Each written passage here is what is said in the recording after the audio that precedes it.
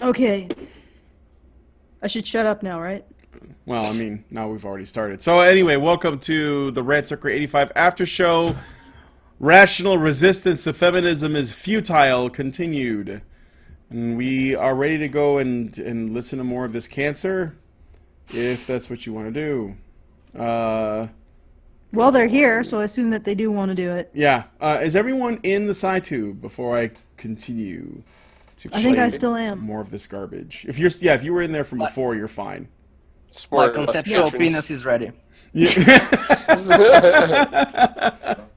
Oh, Do you have your man. non-conceptual or your postmodern lubricant ready? Yeah. Your social constructionist condom is on. All right. We only made it 13 minutes out of 50 minutes. What the fuck? Sorry. Sometimes when people jump into SciTube, it tries to autoplay.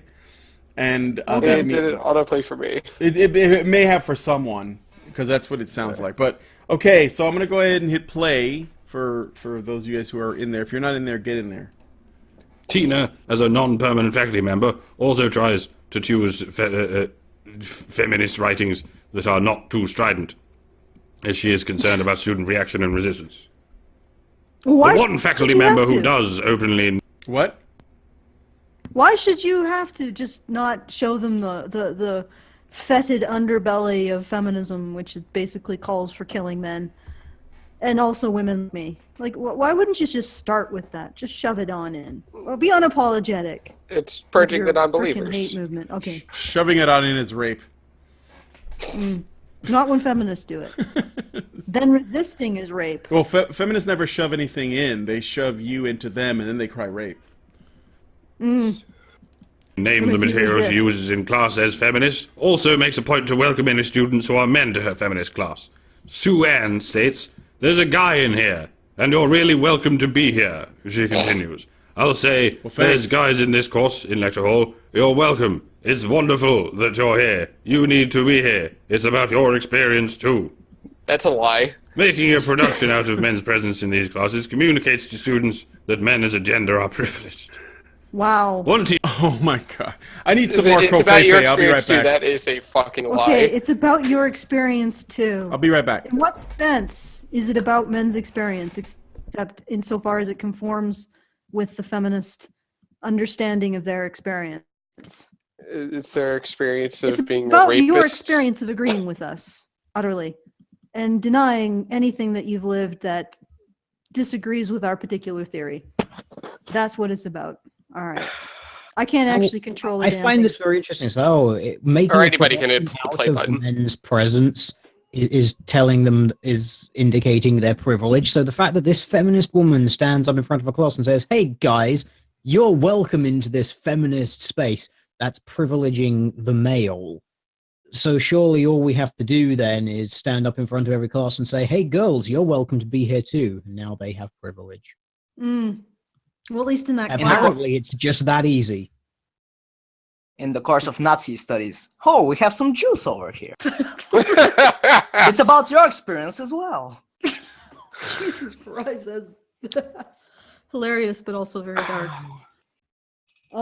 This is Canada, correct? But so I think what she's saying is that the fact that they're very important in there is indicative of their privilege overall in society. So that's why they're going to experience. I think it's fucking amazing that we have a fucking academic branch of knowledge that's all about denying certain parts of male experience completely, and yet we still think they're privileged in our society. Like, we have an entire branch of academic knowledge that says, "Oh yeah, these experiences that you have as a man, they don't exist." I am made returned. Welcome back. And yet that's privilege. Like, can't they see? Like, I mean, could you imagine we lived in a society where we had an entire branch of academic study that was all about denying certain aspects of female experience? You know, like rape. Oh, ladies, actually rape doesn't exist. It's just a figment. You're just resisting masculinism when you talk about rape existing. You actually want You know- it. Could you imagine a society like that? Like Asking for it. that there is a fund, like there are people who are funded to tell that to women. And there are people who are funded to tell women that certain aspects of their vulnerability and victimhood just don't exist or just less important than men's. Just sit with that for a minute. What kind of society that would be? Pretty fucked up one. And the men get to tell the women the truth of their actual experience. This has never existed in all of human history. Has there ever been an academic study that essentially said to women, these aspects of your existence, they're not correct. They don't actually exist. Your lived experience is inferior to men's lived experience. Yeah. I can't think of anything to compare it to. Allison, your mic sounds a little bit different. Did your computer change the mic you should be using or something? Yeah, it probably did. I'm sorry. No, it's all right. You don't sound bad. I'm sure. Going to flagellate shortly. I Okay, apologize. just did you say flatulate? Because you probably want to mute before you do that. Okay, No, so flagellate. Okay, input is okay. How's this? Let me just double check. all right. So I'm gonna play more. It should be going to my Yeti now. How is it? Oh wait, it's also not quite as close. So maybe that's. Ah, better. There you go. Yeah, I was We close can hear you miking now. before because I found out that that's good when you have a shitty room. Anyway. I'm gonna hit play now. Good. Teaching assistant Donna reports that one of the faculty members she works for announces at the beginning of the course, during the first lecture, this class comes from the feminist perspective. Donna has the impression that the faculty member is trying to give the students the option to continue in the course or to opt out. Donna continues saying that she has had students who completed this course to say to her, in retrospect, if they knew to what extent the feminist perspective was incorporated into the course, they probably would have dropped it. The above gets at Because they what don't usually Acker give warnings. details as a fragile order in the teaching process. While Acker is writing about elementary schooling, it is helpful here as he situates this negotiated order as part of the teaching process in general. Teachers create strategies in their classes, arriving at tacit details, so that their decisions and wishes appear legitimate and are prioritized such that the classroom life can continue in a regularized manner. Okay, can I just point something out? These people are being forced to take feminism as part of courses that they're probably taking to get jobs, and they wouldn't if they knew. So this is fucking deceitful that they're expecting these people to pay money for shit they don't want. A lot of money. A lot of And- money. Putting And if yourself you in debt leave- for years. And if you leave this type And the of fact course that to like the the feminists get a pass on this is unbelievable. Oh yeah, we can just insert content that the paying customer does not want because that's not con artistry when we do it. That's not against the very idea of commerce when we do it, or ethical commerce or ethical business dealings when we do it. Those things don't apply to us. Patriarchy, phallus culture, blah blah blah. Okay, Yeah. I'm done. Okay. There also seems to be a sense on the part of teaching assistants that to label or name the course material as feminist would create a disengagement on the part of their students. Here we can see the regime of rationality at work. The teaching assistants Rationality is cognizant- not a regime. It's okay. The regime. Let's The rationality phrase this. regime. The rationality. You mean like the democracy regime? The Thought Reich. Oh, for fuck's sake. Theodore Zarfjord. Yeah, that's right. Yes. All hail Teal Deer. I'd be taken off to the citation gulags. Okay. Oh my god. What even is fucking academic papers anymore? When I'm looking at these academic papers that these feminist ones are so dumb and just retarded and full of word salads and it's overly extended and made to appear smart when there's nothing there. And I wonder what do a real academic paper look like? I don't even know what it would look like. I have like a low opinion of university in general, thanks to feminism, is what I'm saying. Well, you remember Yeah. the Well, I know what an academic paper looks like. They're not gods striding upon earth. I've seen lots of typos, issues. but not like this. Oh my Well, god. you remember that? This is just fucked up. And I don't even know what to do with this. It's Drac. It's like this is it's not academic. It's just mind-numbing bullshit. And the fact that this is actually considered acceptable in academia is just it continues to blow my mind. It always blowed my mind whenever I saw this shit. But this at one point I said this delegitimizes all of academia. This delegitimizes the entire fucking institution. Someone was like, "Oh, please don't say that." I'm like, "No, you guys got to clean house." In this point, I don't even know. I think the only reason your houses still exist is because the fucking termites spit is keeping it together. Just burn it down, start anew. Start community universities with people who actually know what the fuck they're talking about and are held to a standard and realize the horror of saying something like a rationalist Reich, a rationalist regime. Really, the one way of thinking that makes everybody equal, that's what meritocracy does. Everybody starts at an equal playing field and they go up as far as their merit takes them, especially when it comes to reason and logic. And you want to take that away. You want to replace it with this fucked up hierarchy, authoritarian hierarchy, that denies even the legitimacy of ever being questioned. I want to try to think about how it would be to be in her head, but I can't. Yeah, it's insane. It's a dark place in there. I wouldn't want to go there. I'm afraid I wouldn't come back. But the thing is that she might not actually be genuinely agreeing with this shit. Maybe. Maybe she is. Maybe this is another question I have. This paper, I don't know if there's a way to know, or if maybe I missed it if it was said already, but is it being written by a student for a grade, or is this being written by people on the faculty as something that other students are studying to make a grade? Michael Weber it says it's credited to the Department of Sociology, Brock University. Let me see.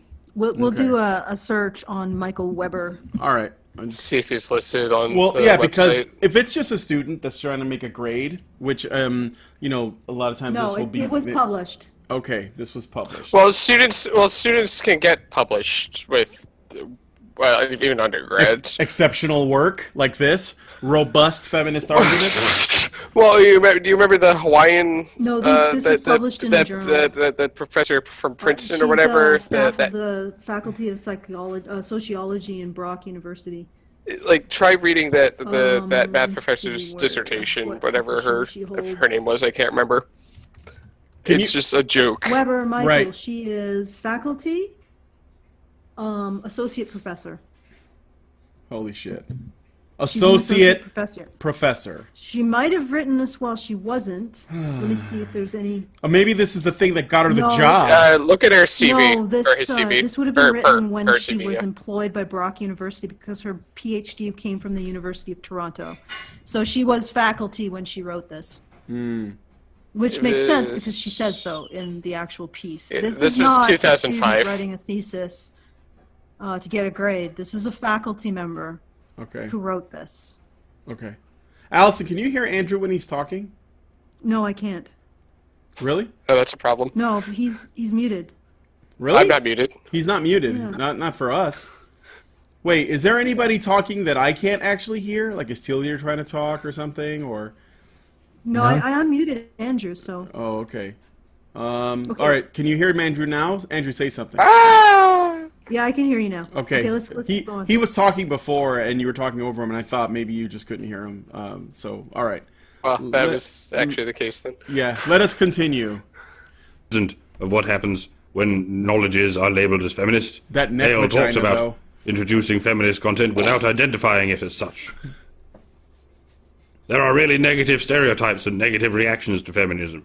So if you sort of go out and hang out this sign saying feminist, this is feminist content, you immediately lose the students. Or not all of them, but a fairly large portion. Just saying feminist will shut them down. They stop listening. And you lose credibility if you sort of push blatant feminist content on them. I asked her to explain how she sees herself losing credibility when she labels a perspective as feminist. No self-reflection. You don't think to yourself, I wonder why this is happening. I wonder why this is happening. Why am I getting resistance to my authoritarian feels hierarchy? Yeah. Why aren't people accepting that their lived experience that's outside of my philosophical framework is obviously wrong? Right. They're obviously part of the regime. Yeah. Why is the UK leaving the European Union? How did that happen? Why is that Cheeto in charge right now? I don't understand it. Yeah, you know, the thing is that this is the rational regime. The regime where anyone can be part of by simply schooling their thoughts and making sure that they try to use logic and not bullying, emotional bullying, or authoritarian, or appeals to authority. I mean, basically that's all it's required. It's just, you just need to not be an asshole. And then you too can be part of the rational regime of not being a fucking asshole. Asshole. Michelle. You asshole. What a nasty woman. Male responds. What you get is the, oh, that's just a feminist ranting again. And that's where you lose the credibility, because it gets turned into this, as if it's some sort of annoying, as opposed to a valid point that has something important to say or bring to the discussion. It's just an easy way of shutting somebody down, and in that sense, I think you lose credibility. You lose the ability to dialogue. Oh, calling somebody an ist, racist, or a Nazi, or is another good way to shut a conversation down. So, or using I violence. mean, it goes both ways. Pulling fire alarms. Punching people in the face. Blocking people from being allowed to get in or out. Setting Threatening fires to violence. property, you know. All kinds of bullying is acceptable because, God forbid, we live in a rationalist regime. We wouldn't want to do that. No. We can't shut the feminist down because she's a feminist. Yeah. Socrates? It's more like Mussolini. All right, moving on. As research notes, when students do not see feminism as an academic discipline, they are able to regard discussions of gender issues as non-intellectual or non-academic enterprises. Bauer, 1990.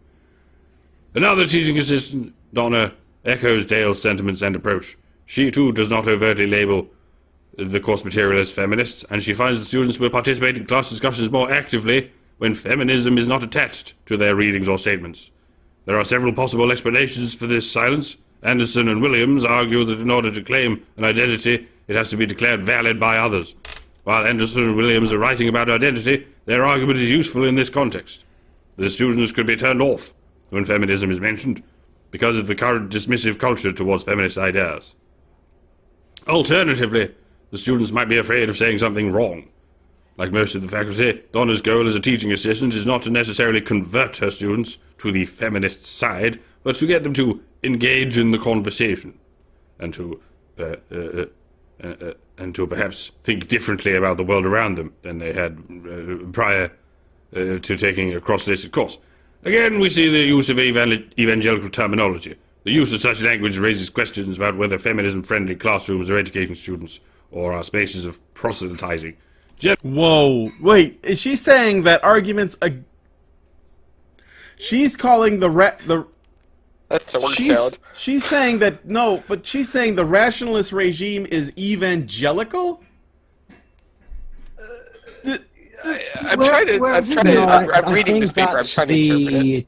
That I think is what she's saying people say about feminism as a means of dismissing it. Which is very interesting, considering it was one of the feminists earlier who said, I am a missionary of feminism. I wonder where people are getting the idea from. Yeah. Or that disagreeing with feminism means that you're shamed into oblivion. Good lord. Just a tad. Yeah, it's dismissive and cheap to say that feminism is evangelical, because it totally isn't. I'm a missionary of feminism. I'm a devout feminist. This is a devoutly feminist household. I still believe in feminism. My faith is strong. I'm gonna raise my kids in feminism. Weren't there social justice paladins at some point? Yeah, exactly. All right. Generally, the latter of these two has been a criticism launched against feminism. There must be some awareness of this concern, as Donna is distancing herself from this position, while Ilana, to some extent, embraces it with her missionary standpoint. Does this mean that in Ilana's courses, only those who engage and perhaps convert can do well? While this is not Ilana's intent, it may be the message being communicated to students.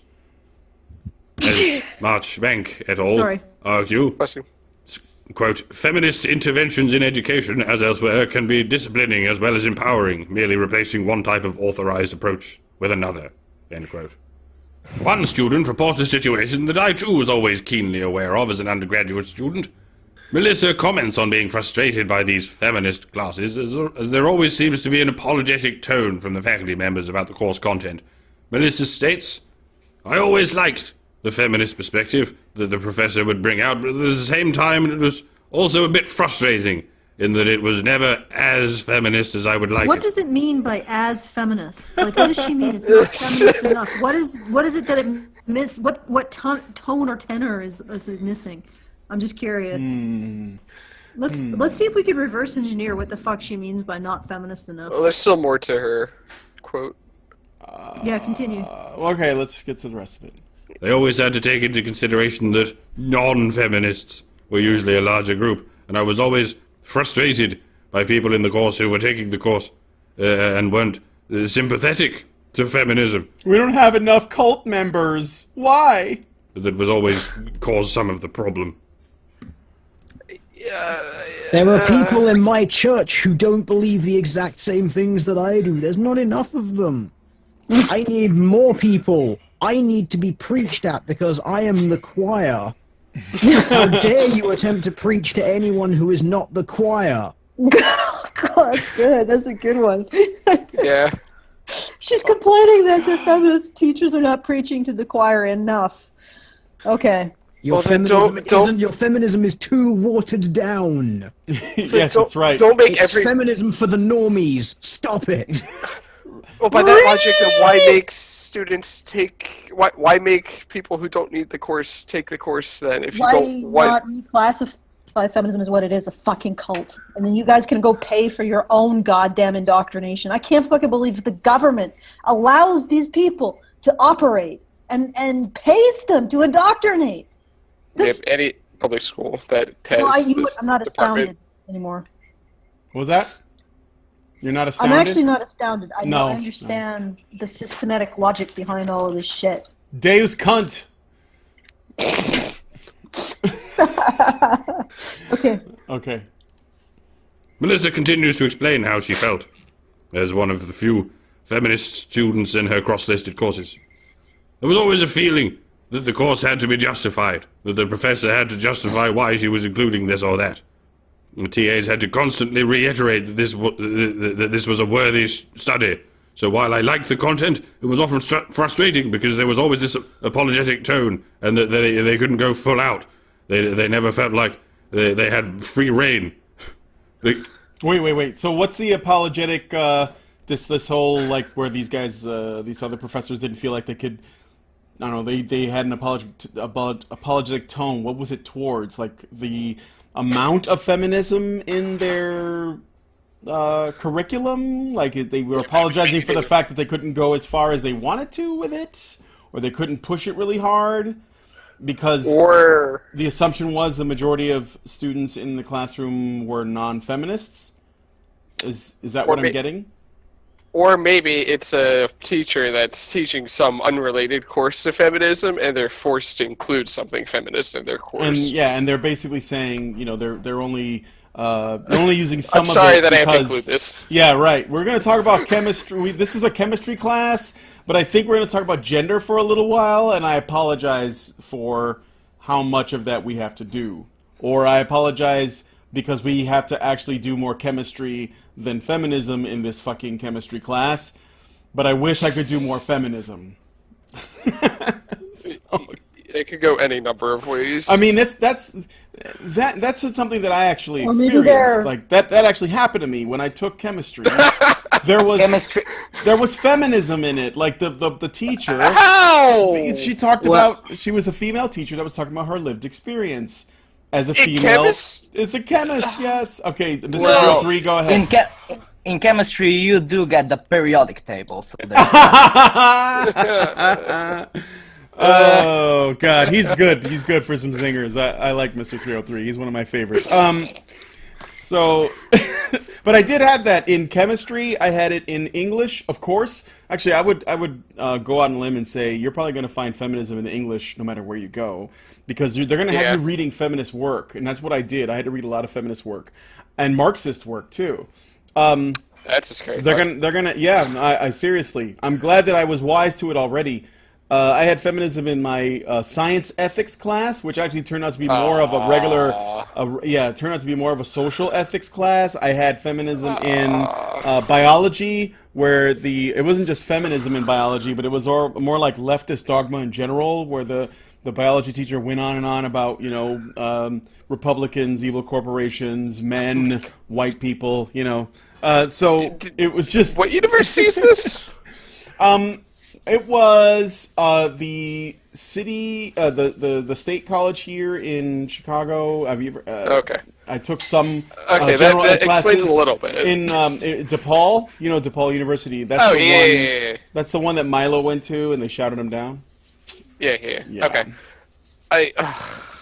But I mean, this is not uncommon. I mean, like the most Ivy League universities in the country are also the most social justice-y. Like fucking Yale, Yes. Harvard, Brown, Princeton. Princeton. Yeah, so It's the private schools that tend to be the more fucked up, but it's unfortunate that a lot of public schools are... DePaul used to be like a Catholic-focused school. Too. Yeah. Well, I guess all... I guess they colleges couldn't fall get rid of the feminism. religion. They couldn't We gotta quite get get to rid the of good it. stuff. Oh, there's good stuff? Okay. Yeah. Because they always had to justify themselves.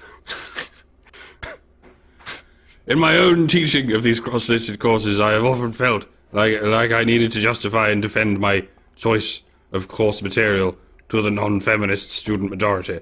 I have found that as a non-permanent faculty member and now as a junior tenure track faculty member that I am acutely aware of the role of student evaluations and student complaints in the process of performance indicators, merit, tenure, and promotion.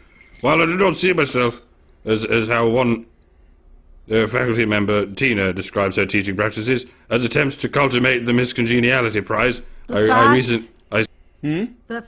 fact that students actually get an opinion on their professors is pissing her off, this non-hierarchical person off. The fact that the people who are in the bottom of the hierarchy, not just the bottom of the hierarchy, the people who are fucking paying for her job, have an opinion about it, pisses her off. I mean, also taxpayers should be allowed an opinion by that logic as well, actually, because they're fronting most of the bill to begin with anyway. An awful lot of public. Unbelievable. The fact that she has to be held to a standard by the people that, should be uncritically accepting her bullshit is pissing her off. Yep. Well, the feminists hate meritocracy, so... Yeah, this is like. Can you imagine if Trump said, the fact that I have to care about the opinion of the voters? Why should I have to care about the opinion of the voters? It's not my Trump voice. I don't know what the hell he would. Why should I have to? Would she accept that from him, or would she recognize it as elitist, hierarchical bullshit, where he's putting himself above the people who put him in the position that he's in? Like she was put in the position that she's in by her students. They're the ones who are giving her the authority. They don't want her to abuse her fucking authority that they are giving her, and if she does, they take it away. I'm sorry. What a noble concept. I'm sorry if that means that you actually have to be held to a standard to earn respect. Anyway. Well, I mean, if they didn't have this as a required course, then they would only have people that would want to take the course, and then she'd be better off. However, that doesn't fulfill their missionary type goals of the courses. No, she's indicating that she wants more of this shit, but Right. However, she would only get good reviews if it wasn't a required course, most likely. yeah. It's fun catch-22. Okay, keep Okay, going. let's keep going. I certainly recognize that I am actively managing my teaching performance to secure non-problematic reviews from the point of view of my administrators, while still attempting to be committed to my feminist teaching. I identify quite closely with Melissa, who says in her interview, "As a self-professed feminist, I needed to constantly convince people that this was worthwhile, that this was legitimate to talk about these things, that it was necessary to talk about these things. It wasn't male bashing." The students who participated in this project are all supportive of feminism. When asked how they feel when feminist perspectives are introduced in their courses, the overwhelming sentiment is best illustrated by Alicia's response of praise be. Amen. The fact that all Okay. of the students whom I interviewed Okay, can I just point this out? This is like listening to, if this was, and I have no problem, no truck with Christians, but let's just imagine if there was Christian studies in the average university, because let's face it, feminism is basically Christianity with zero self-awareness. Because at least, most Christians say that this is a belief system. Well, Feminists, I think Christianity offers a path to forgiveness. Feminism doesn't do that. You can redeem your original sin. Yeah. I mean, it doesn't make a lot of But sense could that you you have imagine? to like do it over and over every Sunday, but at least you have a chance to do it. could you imagine if they inserted Christianity into chemistry? Yeah. I mean, creationism is one thing, because I guess there was an argument with The- abiogenesis and the Big Bang, and you could at least present the counter argument. But imagine if they inserted into things that aren't philosophical, like chemistry or Yeah. mathematics. Or if we were reading the Bible instead of feminist poetry. Or if Yeah. we were for English class, or if when I took Imagine I took art history, and that was also there was feminism all over it for reasons that I could not understand. So what if we took, even though a lot of the art from history was religious? Yeah, so I mean, there it would make even sense. But let's imagine if you just went to you're going to your mathematics course, and your instructor says, "Okay, now we're doing the Christianity module," and you're like, "What? What the hell?" And then Let's and then take a your look at the instructor's God particle. then your instructor's like, I wish I didn't have to, be apologetic about inserting this random shit. And Yeah. here's the thing, it's like, they never think that actually, no, it's not, you shouldn't even have to be apologetic. Michelle, you shouldn't be in those courses at all. There shouldn't be a feminist module in chemistry or mathematics or even psychology. In fact, there shouldn't be feminism in any of this shit. You shouldn't be paid to do this, much less paid to present this as any way scientific or authoritative. Ugh. I just had a fun idea. I should build a compiled language that's like called Feminism or something, or a software language that's somehow called Feminism, and integrate a bunch of like their tenets into it somehow. All of their just- talking points is just in there. Yeah. So and then it would just never work because obvious reasons. Like nothing would be intuitive in the slightest. Either that, or it's a feminist translator that basically takes whatever anyone says and interprets it in the worst possible way, especially if a man says it. The code will be unreadable because comments will be disabled. Don't you enforce your patriarchal norms of commentation. Get on that conceptual penis off of my chin right now. Greetings. And then Greetings. functions would always return the same because Yeah. Greetings, hopeful future archaeologists. I'd like to start our course on archaeology by telling you guys why the devil put dinosaur bones there to trick you. That's Oh man, but the thing is that even when Christianity was like more of a dominant force, they didn't do this shit. no. Well, to do with maybe a little bit. I don't know. Not to Not this chemistry degree. and mathematics and They didn't get their fingers in. And the thing is that if you want to have things from a theological perspective, you go to a Christian college. I mean, maybe they should just have like feminist colleges, and then maybe we should just, I don't know, make them feminist colleges and enforce female segregation. It's like, so no, you don't get served by anything that was created by a man, including interior plumbing. Good luck with that. Electricity. No, I think that's what we should do. We should create feminist colleges and enforce female segregation. So they have nothing in there that's touched by a man. Nothing. They have to build it. They have to create their own fucking electricity. And they have to create their own interior plumbing. I think that's a fair compromise. Mm-hmm.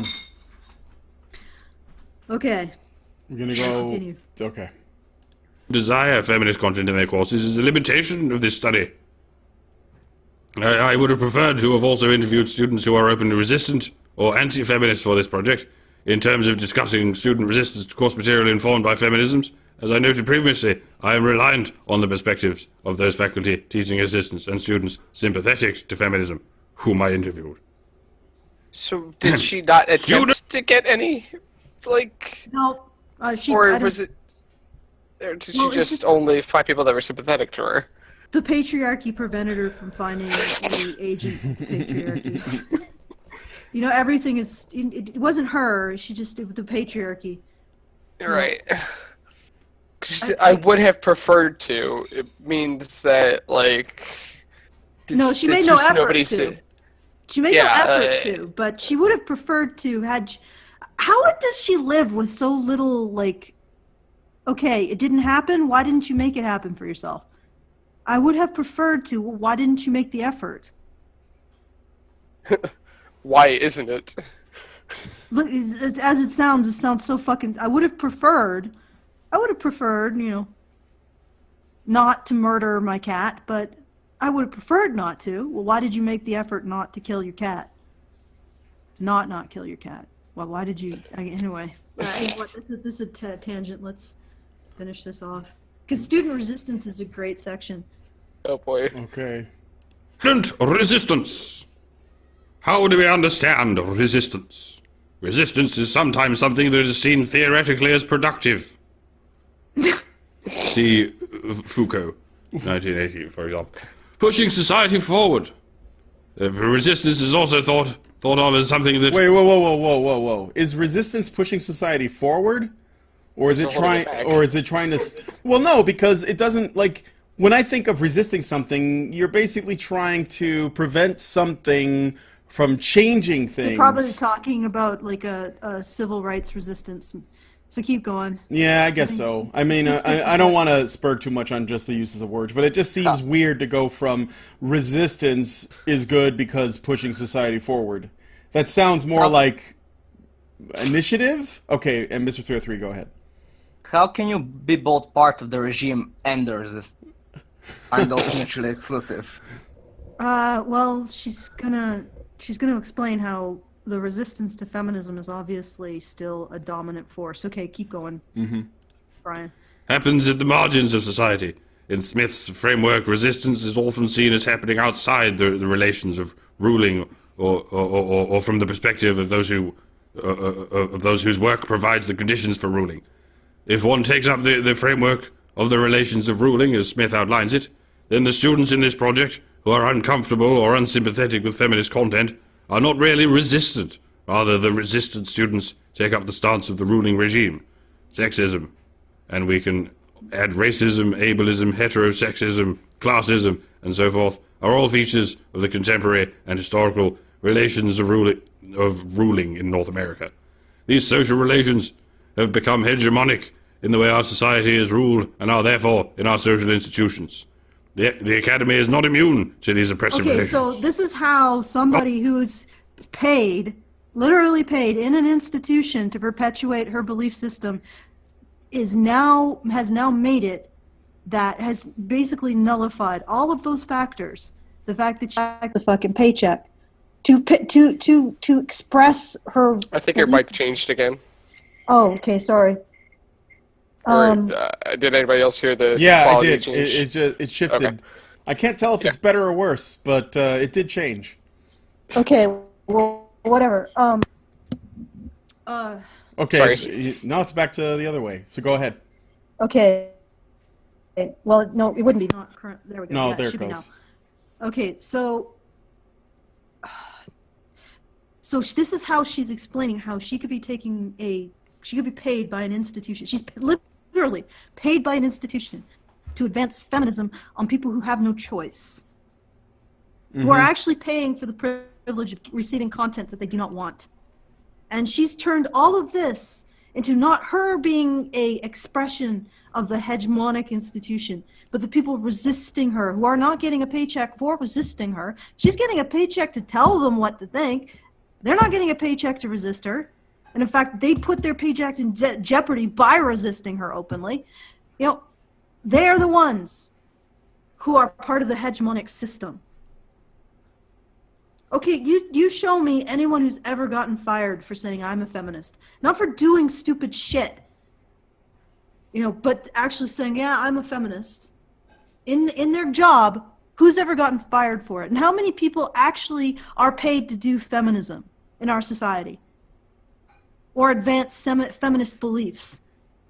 And you think that the opposition to that is institutional. Where is the chair of anti-feminist studies? I'd like to see that. I think that'd be a great class. Or Where is- Meninism.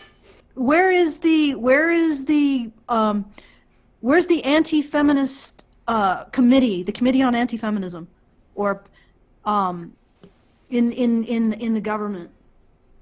You know, where are these things? Hell, I mean, where is the Committee on Men's Issues in the government? Non-existent. How can they continue to think that the anti-feminism is hegemonic when, I mean, look at look at the revenue stream that feminism gets versus the revenue stream that anti-feminism gets. I mean, the revenue stream that anti-feminism gets is probably under like $1 million a year. Everybody lumped together is under $1 million a year. And the revenue stream, and this is just, you know, entertainers on YouTube probably, is the majority of the revenue stream. And that feminism probably gets billions of dollars a year. And So money is part of the reason regime, so the more they get, the more oppressed they are. well, yeah, I guess that would be the logic. Yep. Okay, Continue. yeah. Following this framework, we are then able to see the feminist faculty members and their teaching assistants and students who are supportive and or sympathetic to feminist content as the resistors to the current ruling regime. How? You're being Intention- paid by the current ruling regime! You're being paid by it! That's too much logic. Can't have that. That sounds like it's coming from the rationalist regime, Allison. You must be carted off for re-education on why you're wrong. Lived experience and all that. Keep going. Okay. Of the feminist faculty are continually overruled by their position as agents of this ruling regime. This seems to happen more frequently with feminist content and practices than for other critical teachers. While writing about the UK, Leatherby and Shields point out, while issues of domination, dependency and subordination are still often taken seriously by students in terms of, for example, social class, the politicization of these issues in relation to feminist agendas are more often resisted or rejected. Okay, all right, so she's admitting that feminist faculty are continually overruled by their position as agents of this ruling regime. Yet you are. You were literally paid by the quote-unquote regime to say this shit. That's why you are saying it. That's why you're in a fucking class. Like, how does she invisibilize this? How does she do this with her own paycheck? Oh my God! Somehow this piece of paper that I get every month disappeared. It just doesn't exist. Would the patriarchy really be paying for all these women's studies courses?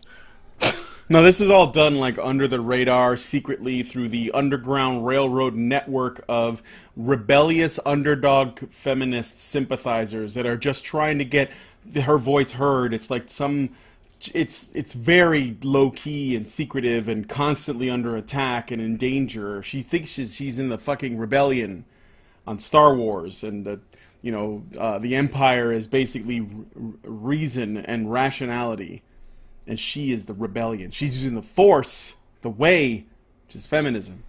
So yeah, she's the underdog. She has to frame herself as the underdog in every instance. And her ideology is also the underdog, despite how much money they get. Despite no that. offense, but I saw the same attitude with Brittany that you talked to on Monday. Oh yeah. Just this absolute need to be the victim of a situation. Mm-hmm. It's like, well, okay, if you want to play that game, fine. You want to be a victim of everything, but you're not going to get respect. No. Why should you? Because the people that we respect are people who are like, oh yeah, this is a shitty situation, but I'm going to do what I can through my actions to make it better for the people around me and myself. Those are people we respect. Not people who sit there and say, oh, I'm a victim of shit. Mm-hmm. And then appropriate victimhood. You just step into situations where doesn't even have anything to do with you, Black Lives Matter, and you appropriate it. Mm-hmm. Okay. All right. How much further are we going? You want to stop here? Well, I got to get a haircut before I go to Australia. Yeah, I look like a fucking homeless. Well, you'll be person. gone for a while, won't you? Yeah, I'll probably look like shit by the time I get back, but I want to look less like shit. So Before you go. Okay. Yeah. Well, Teal Deer's just sort of disappeared, so... Is he still here, or did he leave? Oh no, he's here. I am just listening in because I'm fucking knackered. Yeah, he's tired. We should just take off. I guess we'll just take off. This is going to go on and on and on, although the resistance thing is hilarious and disturbing. But it'll just keep going. It just doesn't stop. Yeah. It's a stuck pig that never stops bleeding. I